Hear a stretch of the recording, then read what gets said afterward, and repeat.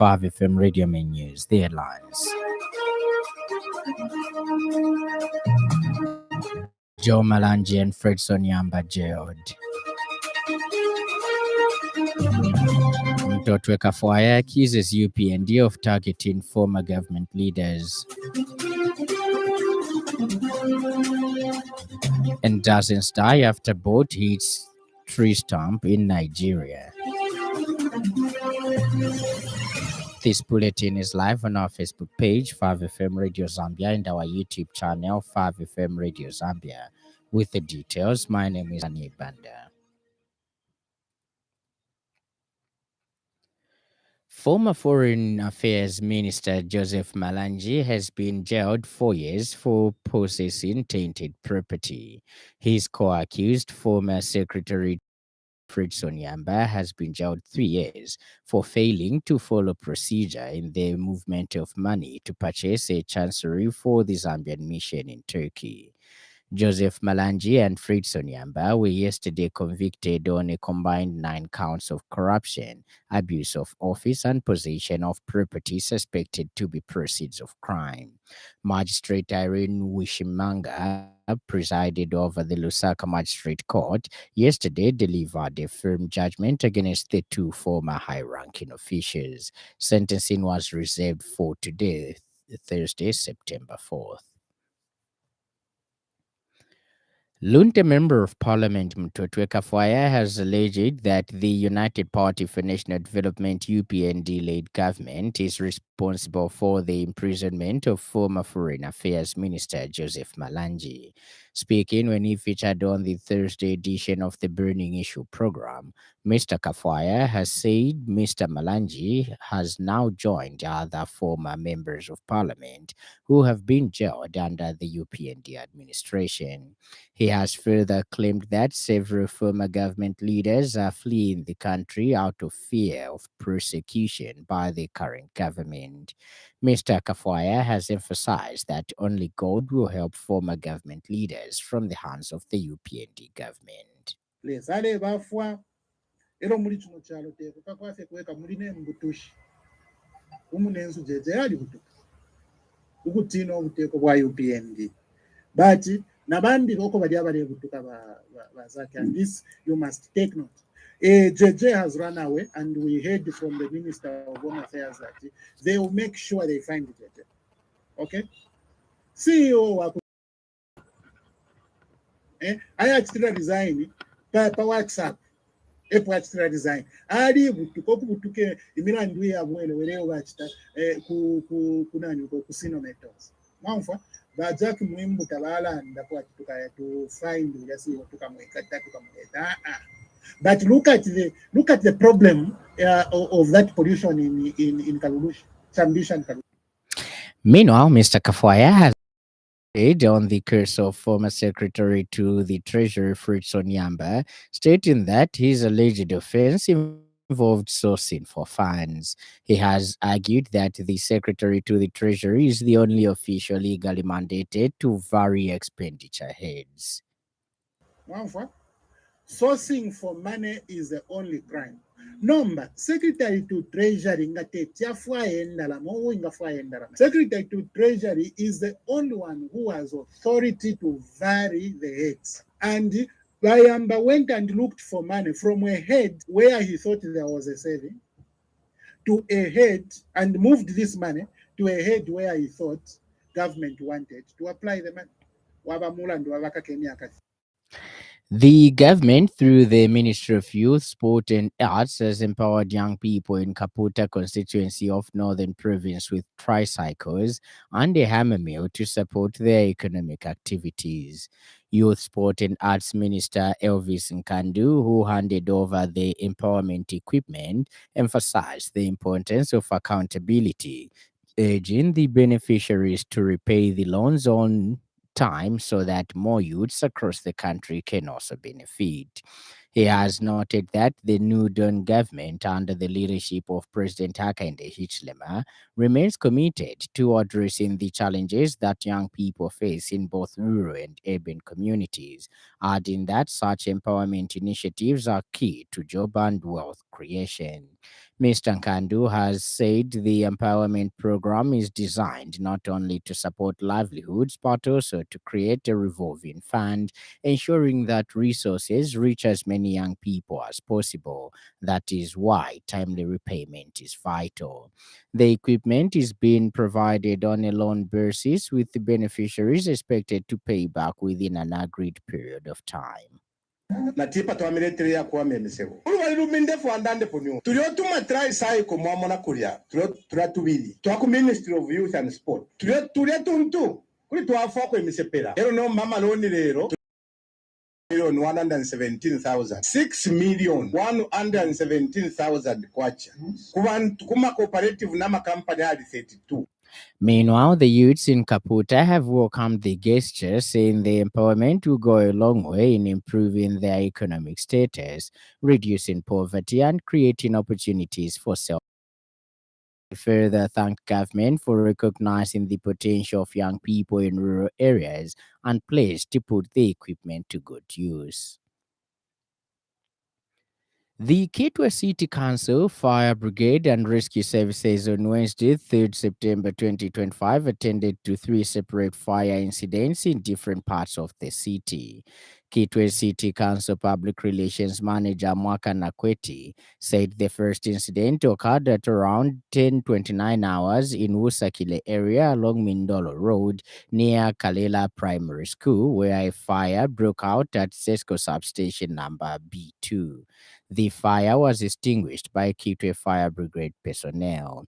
Ms. Nakweti adds that the second incident was reported at approximately 10:40 hours in Riverside area along Frazier Way, where MCD Guest House, a 9-roomed facility owned by Mr. Mwenya Davis, caught fire. The blaze damaged 6 rooms and their contents, a grass-thatched bar, and other assorted property. Fire brigade teams from Kitwe, Mopani, Kalulushi, and CEC jointly battled the fire using 2 deliveries consisting of 5 lanes of hose with water drawn from the fire engine tanks. The cause of the fire remains unknown. The third incident occurred at around 14:29 hours in Parklands area along Lushitu Close, where a grass and bush fire at plot number 7 threatened nearby houses and Zesco pause. Kitwe Fire Brigade personnel managed to bring the fire under control. The opposition New Heritage Party has warned that Zambia will not achieve meaningful economic growth unless the small and medium enterprise SME sector is prioritized. In a statement, NHP leader Shala Kateka has said the majority of Zambians risk remaining unemployed and trapped in poverty if the sector continues to be neglected, adding that this would also prevent the country from attaining middle income status. Ms. Kateka has noted that SMEs take up 97% of all businesses in Zambia, contribute 70% to the gross domestic product GDP, and provide 88% of national employment. She stressed that these figures highlight the crucial role SMEs play in national development and that strengthening the sector would directly improve the lives of most Zambians. According to statistics from the Lusaka Chamber of Commerce, more than 75% of SMEs in Zambia fail, largely due to challenges such as high compliance costs, limited access to finance, inadequate government support, and lack of suitable business premises. Ms. Kateka has added that prolonged and unscheduled electricity power cuts have further worsened the situation, noting that SMEs are the least able to withstand such disruptions. Contribute 70% to GDP and provide 88% of employment. These figures are a stark reminder that SMEs play a very significant and very crucial role in the nation, and that making the right shift in this sector will have a major impact in the nation as this touches on the lives of majority Zambians. According to statistics, however, over 75% of SMEs in Zambia fail due to the unique problems affecting them, including the heavy cost of compliance, limited access to finance, inadequate support from those in leadership, insufficient working premises, and now, as if the above is not enough, electricity power cuts that are for very prolonged periods of time and which the power utility has failed to. And in other news trending this afternoon,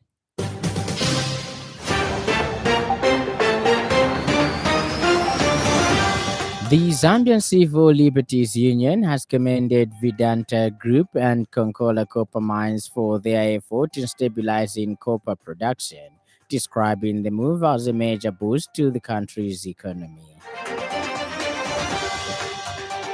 Community Action Against Corruption has warned government officials and their associates involved in corrupt practices to learn from the recent sentencing of former Lusaka Province Minister Bowman Lusambo to 3 years imprisonment with hard labor. Up next, the business news. 5FM Radio Business News. We mean business. Keep you current in commerce, trade, and industry, local and global. It's our business to keep you informed about business.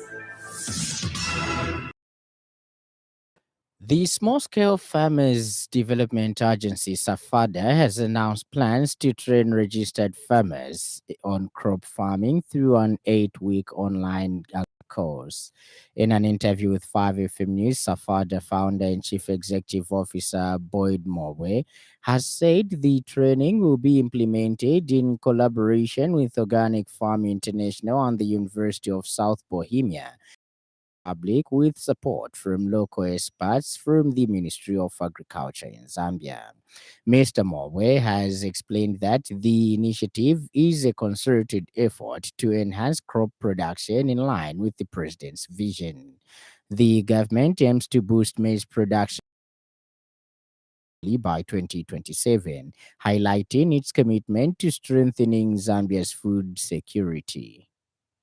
We affiliate themselves to SAFADA and they have to undergo training, crop farming training for 8 weeks. This will be done in collaboration with our partners based in Czech Republic and also through our local Ministry of Agriculture.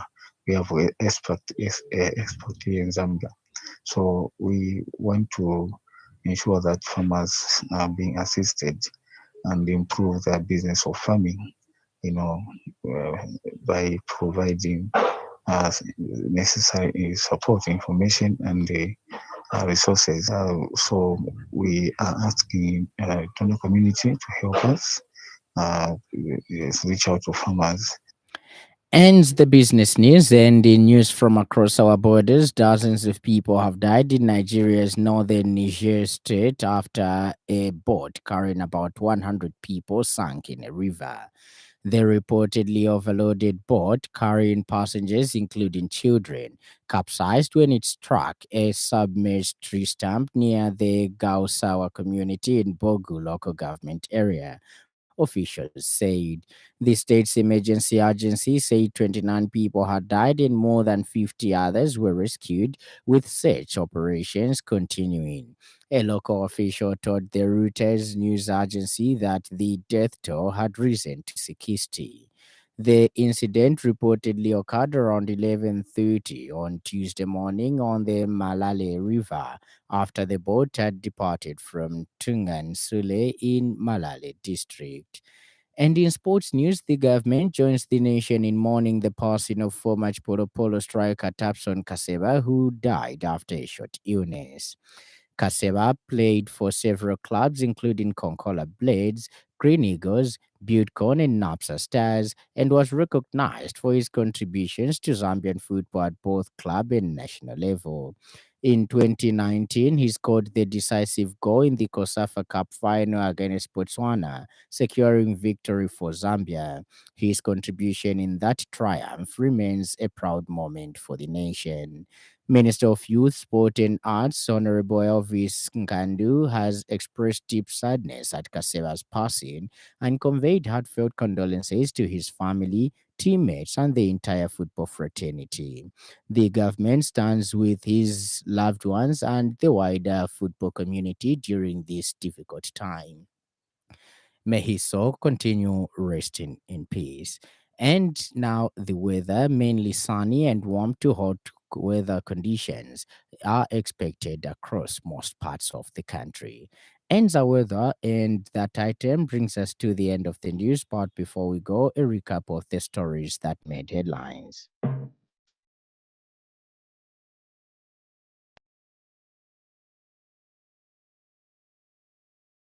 Former Foreign Affairs Minister Joseph Malangi has been jailed for years for possessing tainted property.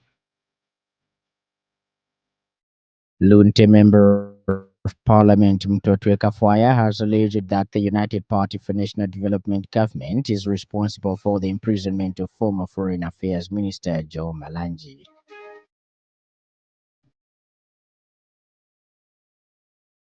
And finally, dozens of people have died in Nigeria's northern Niger state after a boat carrying about 100 people sank in a river. For more news, follow us on Facebook 5FM Radio Zambia and subscribe to our YouTube channel 5FM Radio Zambia. On behalf of the entire news crew and the technical department, thank you for listening to the Happy Hour of 5FM. Stay safe and stay tuned to 5FM Radio. My name is Lance Sannie. Enjoy the rest of the day.